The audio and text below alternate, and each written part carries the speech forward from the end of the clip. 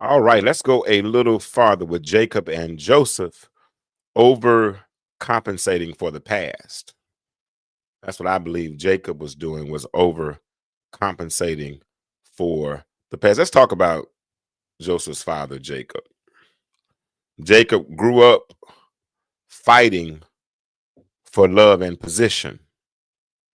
So when he finally had kids, what did he do?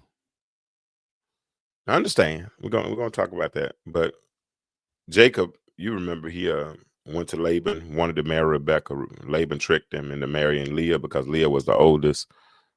Jacob works as a servant for 7 more years to get the woman he really wanted, who was Rachel. I'm sorry, with Rachel. Then he marries two other young ladies, Bilhah and Zilpah, I believe. Don't quote me on that. But anyway, he has 4 wives, has 12 children by those 4 wives. He has kids now. He has his own children, even though he was Rebecca's favorite. Knowing that he was Rebecca's favorite, he has 12 children. And what does he do? Verse 30, Genesis chapter 37, verse 3 says, now Israel loved Joseph more than any of his other sons. Do you see? Do you see the problem with that? Israel loved Joseph. Now, let me give you a little history. Give you a history. Jacob, when he wrestled with the angel, his name was changed from Jacob to Israel. So when you see Genesis 37:3, it says, now Israel loved Joseph more than any of his other sons. It's still referring to Jacob. And the reason why, if you look at verse 4 of Genesis chapter 37, it says the reason why he loved him more is because he was a son of his old age. I don't really care what the reason is. You should not choose one child over another child. Each child, parents, is individual and he is unique. Think about it. If God anatomically made us all with different fingerprints, why would we be naive enough to believe that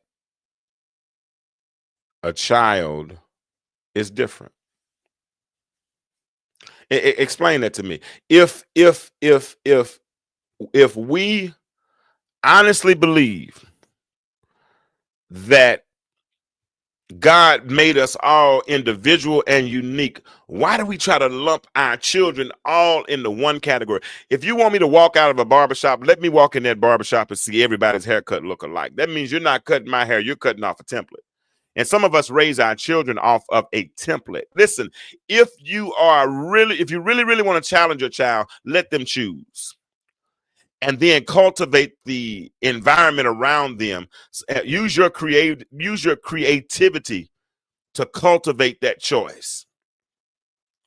See, a lot of us are afraid to allow our children to choose because we think they're going to choose something that we know nothing about, and then they're going to run off and leave us. No. When your child chooses, like my children, my first son, he was a beast at baseball. I never played baseball. I tried to play baseball 1 year of high school, and I was horrible. I might have got 1 or 2 at bats that whole year. Only reason he had been on the team because I could run fast back then. That was the only reason I was on the team, right? But my son was good at it, and I knew I could take him so far. But when I took him as far as I could take him, then I had to start paying for lessons. God rest his soul. Dwight Smith was his hitting coach. Rest in peace. And I had different others who would work with him over the years because I had to cultivate that choice, and that required creativity on my part. So as we recognize the different behavior patterns of our children, as we recognize their strengths and their weaknesses, then we put them in positions where we can focus on their strengths. But what some of us do, instead of handling each child individually, They choose one, and everybody supports that one.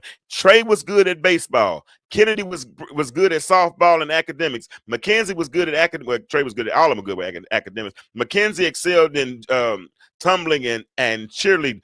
All of them had their own individual, unique things, and not to mention their own different personalities. For instance, I knew when it came to discipline, I couldn't discipline Kennedy like I disciplined the other two. Because Kennedy means she was a little more sensitive. So I had to be careful how I talked to her. Mackenzie, I mean, she could take a little bit more. But Mackenzie might try to give it back just a little bit. They were totally different. And I recognized that. And if I recognized that, that enabled me to get the most out of them. But that was my creativity as a parent. And I was not afraid to allow them to choose. I'm not setting the GPS. I used to tell people all the time, I'm not raising robots. I am not raising robots. I'm not. I might have even had an unorthodox way of teaching. You know, I didn't sit you down. Like, for instance, I'm gonna give you an example. My baby, Mackenzie was, Trey and Kennedy were a little bit more apprehensive. They might say, okay, well, if I touch this button, what will it do? Well, Mackenzie would touch the button and then say, this is what I did.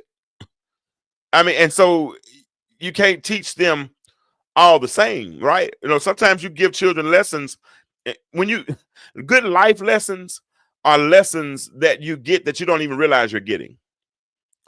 I remember, I think it was Bishop Jonathan Alvarado when I was in school at Beulah Heights University. He said a lot of the lessons you get won't even be in the classroom. You know, a lot of the classes and some of the lessons that you get won't be in the book. You know, the lessons that you get. In fact, I love to say life lens lessons. It's on us to consider the clues. As parents, sometimes we give our children clues to help them figure things out. It's the algebra of life, but that's recognizing each child individually and then impressing or cultivating or breeding, doing something to enhance that strength. But instead, Jacob is repeating the cycle now because now he's the one playing favorites. And I'm trying to figure out why. He overcompensated for his own pain by favoring Joseph too much. He created the same division that existed when Ishmael was sent to the desert and Isaac stayed home. The same division that existed between Esau and Jacob that had Esau wanting to kill his brother. He created the same division that existed in his family for generations.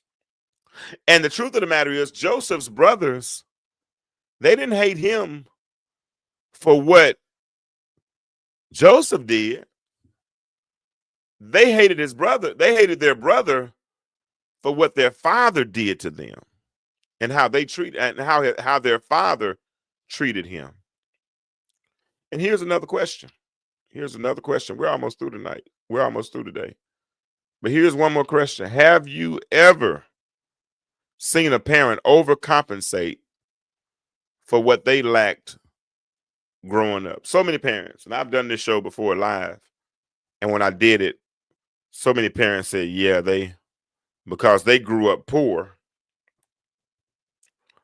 then they wanted to give their child everything they didn't have. And that's okay, you know, if you're able to do so, but as long as you give the lesson or the explanation as to why, because sometimes raising a child in a permissive environment is setting him up for failure.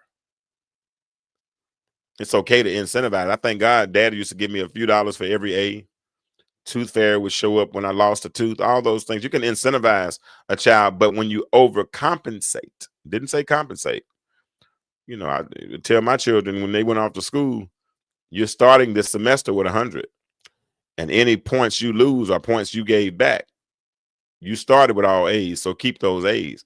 And I gave them a little grace. I said, you know, y'all can come on with 2 B's since y'all into so many extracurricular activities. The girls never really did. Trey might have had 1 or 2 B's, but we didn't overcompensate.